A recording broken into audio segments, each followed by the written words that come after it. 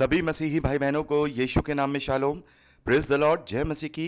Yeshu the saviour ministry और मैं प्रभु यीशु मसीह में आपका भाई जेम्स आप सभी का इस बाइबल अध्ययन कार्यक्रम में एक बार फिर से बहुत बहुत स्वागत और परमेश्वर का धन्यवाद करते हैं। मेरे प्यारे भाई बहनों, हम अध्ययन कर रहे हैं व्यवस्था विवरण की पुस्तक का और एक छोटी सी प्रार्थना के साथ आज के अध्ययन को हम शुरू करेंगे। हालेलुया। धन्यवाद पिता परमेश्वर, धन्यवाद करते हैं आपके अद्भुत रीति वाले प्रेम के लिए जो आपने अपने इकलौते पुत्र को देकर हम सभी पर प्रकट किया। धन्यवाद करते महान पिता परमेश्वर आपके अनुग्रह, आपके महान प्रेम, आपकी तमाम आशीषों के लिए। धन्यवाद करते महान पिता परमेश्वर इस बाइबल अध्ययन कार्यक्रम के लिए जिससे हम आत्मिक रूप से आशीषित हो रहे हैं, आपके वचन को सीख पा रहे हैं। पिता परमेश्वर होने दे महान पिता परमेश्वर, आज के अध्ययन में पवित्र आत्मा हमारी अगुवाई करे, सहायता करे, मदद करे ताकि सत्य वचनों को ठीक रीति से हम अपने जीवन में लागू करें और आपके राज्य के लिए इस्तेमाल हो सकें। होने दे महान पिता परमेश्वर सारी व्यवस्थाओं को रिकॉर्डिंग किए जाने को, वचन को समझने और समझाए जाने को, हर एक बात को पिता परमेश्वर हम आपके धर्ममय दाहिने हाथ में सौंपते हैं। पिता परमेश्वर आप हमारी अगुवाई और मदद कीजिए। सारा आदर देते हैं, सारी महिमा देते हैं और इस प्रार्थना को यीशु के सामर्थी और पवित्र नाम में मांगते हैं, आमीन। मेरे प्यारे भाई बहनों, अब तक हमने व्यवस्था विवरण में उसका 28वां अध्याय कंप्लीट किया था। आज हम उसके 29वें अध्याय पहले वचन से आगे का अध्ययन करेंगे। मेरे प्यारे भाई बहनों, मैं आशा करता हूं कि आपने पूर्व में भी सभी अध्यायों को पढ़ लिया होगा और जैसा मैंने आपको पिछले संदेश में बताया था कि आप आगे भी रीड कर लीजिएगा, तो आशा है कि आपने इसे जरूर पढ़ा होगा। तो 29वें अध्याय पहले वचन को जब हम पढ़ते हैं तो यहां लिखा है, इस्राएलियों से जो वाचा बांधने की आज्ञा यहोवा ने मूसा को मोआब देश में दी उसके यही वचन हैं, और जो वाचा उसने होरेब पहाड़ पर बांधी थी उससे ये अलग है। मेरे प्यारे भाई बहनों, हम देखते हैं कि परमेश्वर ने इस्राएलियों के साथ मूसा के द्वारा वाचा बांधी थी, जिसे हमने निर्गमन की पुस्तक में भी पढ़ा और अभी हमने व्यवस्था विवरण 7वें अध्याय में भी पढ़ा। वहां निर्गमन की पुस्तक 34वें अध्याय 10वें वचन से लेकर 35वें वचन तक हमने उस वाचा को पढ़ा कि वो वाचा क्या थी। हमने वहां देखा कि परमेश्वर ने इस्राएलियों से ये वाचा की कि मैं तुम्हें ये देश दूंगा, तुम्हें यहां पर मैं विजय करूंगा, ये सारी चीजें तुम्हें मिलेंगी, मैं तुम्हारे साथ रहूंगा। लेकिन यहां पर जो ये वाचा दोहराई जा रही है, ये उस वाचा से जो पहली बार जो होरेब पर्वत पर परमेश्वर ने इस्राएलियों के साथ मूसा के द्वारा बांधी थी, उससे ये थोड़ी डिफरेंट है।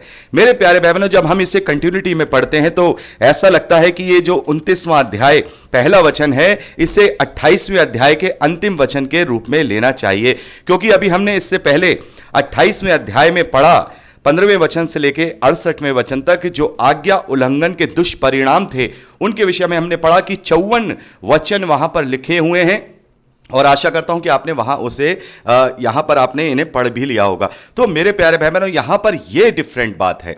वहां जो वाचा परमेश्वर ने पहली बार होरेब पर्वत पे इस्राएलियों के साथ बांधी है, वो वाचा वहां पर श्राप नहीं था, वहां पर अभिशाप नहीं था, आज्ञा उल्लंघन का कोई भी वहां पर परमेश्वर ने उन्हें चेतावनी नहीं दी थी। लेकिन यहां पर पूरी पूरी चेतावनी, पूरी पूरी बातें, एक एक बात भयानक तरीके से आपने यहां पढ़ी होगी कि किस प्रकार से परमेश्वर यहोवा ने इस्राएलियों को यह सावधान कर दिया है कि यदि तुमने आज्ञा उल्लंघन किया तो ये सारे दुष्परिणाम तुम्हें इस्राएल झेलने होंगे। वहां पर यह बात परमेश्वर ने पहली वाली वाचा में नहीं की थी, वहां केवल आशीष की बातें ही की थी कि तुम्हें यह दिया जाएगा, तुम्हें दूध और मधु का वो देश दिया जाएगा, तुम्हें मैं विजयी करूंगा, मैं जितने भी और जातियां हैं उन पर मैं तुम्हें प्रबल करूंगा। ये सारी बातें हमने वहां निर्गमन की पुस्तक 34वें अध्याय में पढ़ी।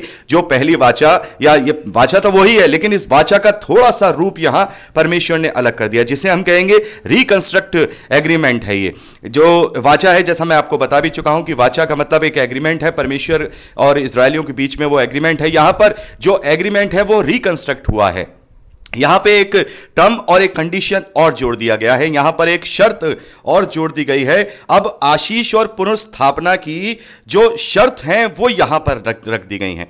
यदि तुम ऐसा करोगे तो तुम्हें ये सारी चीजें मैं दूंगा, यदि तुम ऐसा नहीं करोगे तो मैं तुम्हें ये सारी चीजें नहीं दूंगा। तो इस कारण से यहां पर ये जो वाचा को हम देख रहे हैं, ये थोड़ी उस बात से डिफरेंट है, क्योंकि अब यहां पर श्राप के विषय में बात की गई है। आगे हम दूसरे वचन से पढ़ते हैं, फिर मूसा ने सब इस्राएलियों को बुलाकर कहा, जो कुछ यहोवा ने मिस्र देश में तुम्हारे देखते फिरौन और उसके सब कर्मचारियों और उसके सारे देश से किया, वह तुमने देखा है। वह बड़ी बड़ी परीक्षाएं और चिन्ह और बड़े बड़े चमत्कार तेरी आंखों के सामने हुए, परंतु यहोवा ने बड़े ध्यान से मेरे प्यारे भाई बहनों इस चौथे वचन को आप सुनिए।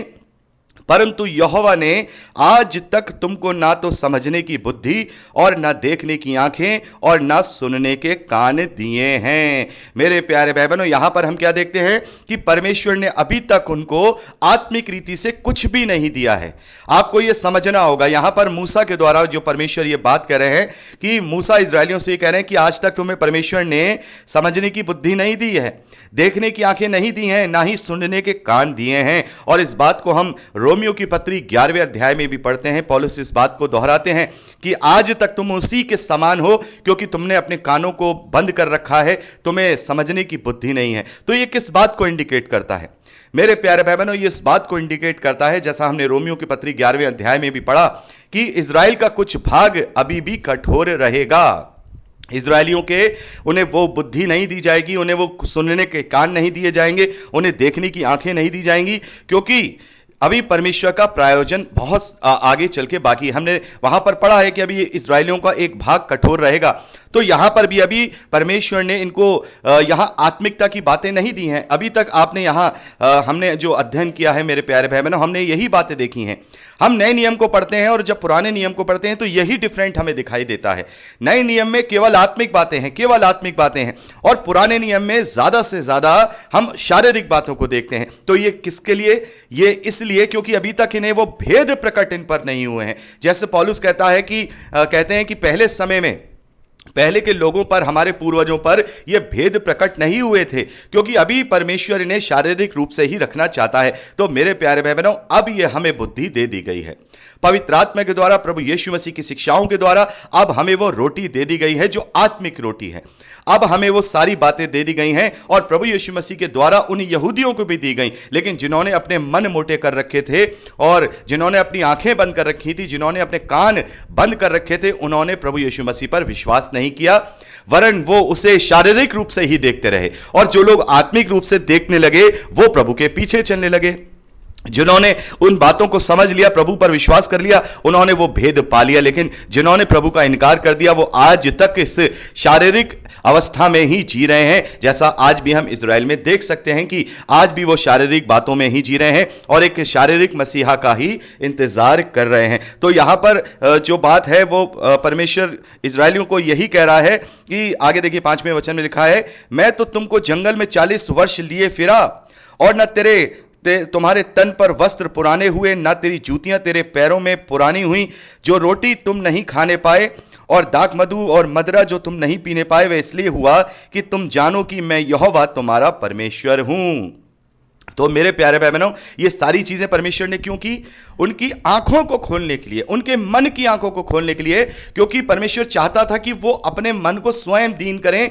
तब मैं इन्हें वो भेद की बातें इन तक वो पहुंचाऊं, अपने कान, इनके कानों तक वो बातें पहुंचाऊं। हमने इस बात को पढ़ा है 8वें अध्याय में, अभी हमने व्यवस्था विवरण उसके 8वें अध्याय 3रे वचन में बहुत अच्छी तरह से पढ़ा है कि मैंने तुम्हें भूखे रहने दिया और फिर मैंने तुम्हें मन्ना भी खिलाया। हमने वहां अच्छे से पढ़ा, मैंने तुम्हें भूखे भी रहने दिया, मैंने तुम्हें वहां पर मन्ना खिलाया ताकि तुम ये जान सको, वहां पर लिखा हुआ है साफ तौर पे, ताकि तुम जान सको कि मनुष्य केवल रोटी से ही नहीं वरन परमेश्वर के मुख से निकले हुए हर एक वचन से भी जीवित रहता है। तो यहां इस वचन से हम क्या समझते हैं? इस वचन से हम पूरे पवित्र शास्त्र पुराने नियम का एक निचोड़ समझते हैं कि परमेश्वर चाहता है कि समझाना तुम्हें वो सब कुछ देना। जैसा कि मैं आपसे पहले भी कई बार इस बारे में बात कर चुका हूं कि एक छोटे बच्चे को अगर यह कहा जाए कि यह कार्य मत करो, तो वो और ज्यादा उस कार्य को करता है जब तक कि उस कार्य को करने से उसे चोट ना लग जाए या फिर उसे समझ ना आ जाए कि यह कार्य गलत है। तो यहां परमेश्वर ने 40 वर्ष तक उन इस्राएलियों को जंगल के सफर में भटकाया, और वहां परमेश्वर ने कहा मैंने ये इसलिए किया ताकि तू नम्र हो जाए, मैं जान सकूं कि तेरे मन में क्या है, तू क्या सोचता है, मैं ये तुझे बता सकूं कि मनुष्य केवल रोटी से ही नहीं वरन मनुष्य परमेश्वर के मुख से निकले हर एक वचन से भी जीवित रहता है। यानी कि मैं तुम्हें समझा सकूं कि असली जीवन क्या है।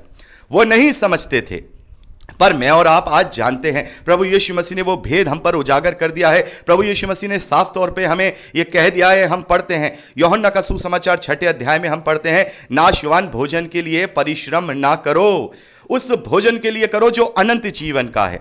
तो हमें इस नाशवान शरीर के लिए नहीं, क्योंकि यहां पर हमारे पास बहुत बड़ा एग्जाम्पल है। जैसे हमने इब्रानियों की पत्रियों में पढ़ा ना, इब्रानियों की पत्री में 11वें अध्याय में कितने सारे विश्वास के योद्धा थे, कितने सारे विश्वास के योद्धा हमने पढ़े। और फिर हम 12वें अध्याय में पढ़ते हैं पहले वचन में इब्रानियों की पत्री में कि पौलुस कहते हैं कि इतने सारे गवाहों के बादल हमें घेरे हुए हैं, इतने सारे गवाहों के बादल घेरे हुए हैं। तो ये इतनी सारी बातें जो हम यहां पढ़ रहे हैं, ये सारी गवाहियां हमारे ऊपर हैं, ताकि हम समझने पाएं, ताकि हम जानने पाएं कि ये सारी बातें जो यहां परमेश्वर ने इन्हें दी थी वो सब नाशवान थी। इनमें से कोई भी एक चीज बाकी नहीं रही, एक भी चीज इसमें से ऐसी नहीं है जो स्थायी हो, सब अस्थायी थी, टेम्परेरी थी।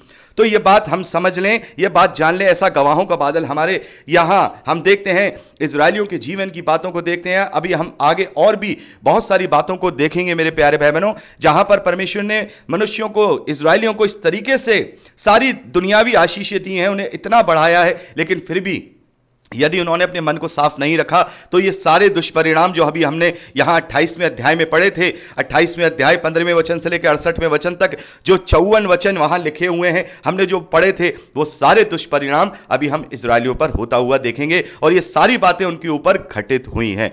तो हमें समझना होगा, इन्हें एक शिक्षा के रूप में अपने जीवन में लेना होगा कि हमें नाशवान रोटी के पीछे नहीं भागना है, और इस बात को अपने जीवन में विश्वास रूपी एक दृढ़ चट्टान की तरह लेना है कि मनुष्य केवल रोटी से ही नहीं, वरन परमेश्वर के मुख से निकले हुए हर एक वचन के द्वारा भी जीवित रहता है। और यह जीवित रहना कोई संसारिक जीवन के विषय में बात नहीं होती, वरन अनंत जीवन के विषय में बात होती है। यदि हम इस धरती के इस जंगल रूपी जीवन के अंदर अगर हम परेशान भी रहे, हम टेंशन में भी रहे, हमें प्रॉब्लम्स भी आई, हम परीक्षा में भी पढ़े, लेकिन यदि हमने उस असली रोटी को, जो प्रभु यीशु मसीह जो स्वर्ग से उतरी रोटी है, उसे अपने जीवन में ग्रहण करे हुए धीरज के साथ थामे रखा, तो हम उस अनंत जीवन में जरूर जाएंगे, क्योंकि उस वचन से हमें जीवन मिलता है जो प्रभु यीशु मसीह के द्वारा अब हमें बता दिया गया है। 6ठे वचन में हम पढ़ते हैं, रोटी जो तुम नहीं खाने पाए और दाख मधु और मदिरा जो तुम नहीं पीने पाए, वह इसलिए हुआ कि तुम जानो कि मैं यहोवा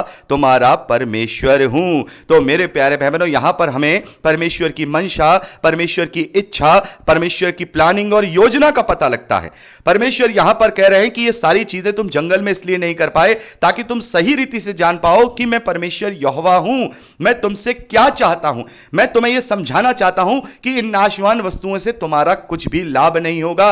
जो योजनाएं मैंने तुम्हारे लिए रखी हैं वो लाभ की हैं, उस योजना को तुम पहचानो। तो मेरे प्यारे भाई बहनों, साफ तौर पे यहां पर जब हम देख रहे हैं कि मूसा अब अंतिम साल में यहां इजरायलियों को संबोधित कर रहे हैं, तो वो सारी बातें उन्हें समझाना चाह रहे हैं, क्योंकि अब मूसा उनके साथ नहीं रहेगा, बल्कि अब ये वो व्यवस्था जो परमेश्वर ने लिखित रूप में इजरायलियों को दे दी है, वो इसके द्वारा अपने जीवन को जिएंगे, इसके द्वारा वो परमेश्वर की आज्ञा का पालन करेंगे। तो मेरे प्यारे भाई बहनों, हमें भी समझना होगा, क्योंकि उस वक्त उन्हें वो बातें समझ नहीं आ रही होंगी, लेकिन आज हमें समझ में आती हैं। आज हमें वो सारी बुद्धि, वो सारी आंखें, वो सारे कान दे दिए गए हैं जिनसे हम सुन सकते हैं, हम जिनसे देख सकते हैं, जिनसे हम समझ सकते हैं। मेरे प्यारे भाई बहनों, हम जानते हैं प्रभु यीशु मसीह ने यह बात अपने चेलों से कही है। जब चेलों ने उनसे पूछा कि तू हमसे दृष्टांतों में बात क्यों करता है, तो प्रभु यीशु मसीह ने उन्हें साफ तौर पे बता दिया, मैं तुमसे इसलिए बात ये करता हूं क्योंकि तुम्हें स्वर्ग के भेदों को समझने की बुद्धि दी गई है, समझ दी गई है। तो जो प्रभु को ग्रहण करता है वो पवित्र आत्मा को पाता है, और पवित्र आत्मा को पाने के बाद वो क्रूस की कथा का महत्व समझ जाता है। वो फिर संसारिक ना होकर के, संसारिक या शारीरिक ना होकर के वो आत्मिक हो जाता है, क्योंकि वो फिर उस तत्व की खोज में रहता है जो तत्व हमेशा हमेशा का रहेगा। यहां का तत्व हमेशा नहीं रहेगा, हमारा बाहरी मनुष्य तत्व हमेशा का नहीं रहेगा, लेकिन हमारा भीतरी मनुष्य तत्व जो परमेश्वर के तत्व की समानता और स्वरूप में रचा गया है, वो अनंत काल तक रहेगा। तो हमें उसके लिए अपने जीवन को जीना है। इस जंगल रूपी सफर में एक तरीके से, जैसा हम पहले भी बात कर चुके हैं कि वो 40 साल उस जंगल में घूमते रहे, तो एक प्रतीकात्मक रूप से ये हमें संदेश है कि हम भी इस जीवन में जब अपने जीवन को जी रहे हैं तो ये भी एक जंगल का ही सफर है। अभी हम उस प्रतिज्ञा के देश में नहीं पहुंचे हैं, ये यहां फिजिकल रूप से बता दिया गया, एक उदाहरण के तौर पे, एक एग्जाम्पल के तौर पे बता दिया गया कि 40 साल तुम जंगल में घूमे, उसके बाद तुम्हें प्रतिज्ञा का देश मिला। लेकिन उसकी रियलिटी हमारा जीवन है, उसकी रियलिटी हमारा ये जंगल का जीवन है कि यहां पर हम इस जंगल में रहेंगे। जो बच गए, शारीरिक रूप से नहीं, मेरे प्यारे भाई बहनों, शारीरिक रूप से नहीं, आत्मिक रूप से। शारीरिक रूप से तो हम सबको मृत्यु आएगी, लेकिन जो बच गए, जिन्होंने अपनी आत्मा को जिंदा रखा, जिन्होंने अपनी आत्मा को जीवित रखा, जो नहीं कुड़कुड़ाए, वो आत्मिक रीति से जो जीवित रहे, हालेलुया, वो उस अनंत जीवन, उस प्रतिज्ञा के देश में वहां पर परमेश्वर के साथ सहभागिता करेंगे। यहां तो दुख था, तकलीफ थी, पीड़ा भी थी, लेकिन वहां ना दुख होगा, ना दुख, ना तकलीफ, ना पीड़ा, ना मृत्यु। वो हमारे सब आंसू पोंछ डालेगा। तो मेरे प्यारे भाई बहनों, हमें इन बातों से यही सीखना है। अभी हमने जो 28वें अध्याय में जो अनाज्ञाकारिता के जो दुष्परिणाम हैं उन्हें पढ़ा है। हमने देखा कि वहां परमेश्वर ने कैसे उन्हें बुरी तरह से सारी चीजों को समझाया कि देखो, मैं तुम्हारे साथ ये सारी बुराई करूंगा, मैं तुम्हें तितर बितर कर दूंगा। यही अब वाचा जो अब बांधी गई है, दोबारा से जो रिकंस्ट्रक्ट की गई है, उसमें ये सारे अभिशाप के वचन परमेश्वर ने उन्हें दे दिए हैं। यदि नहीं करोगे तो मैं तुम्हारे साथ इससे भी बुरा बर्ताव करूंगा, तुम्हारी सोच में भी नहीं होगा। तो यहां हमने 6ठे वचन तक का अध्ययन किया है। 7वें वचन से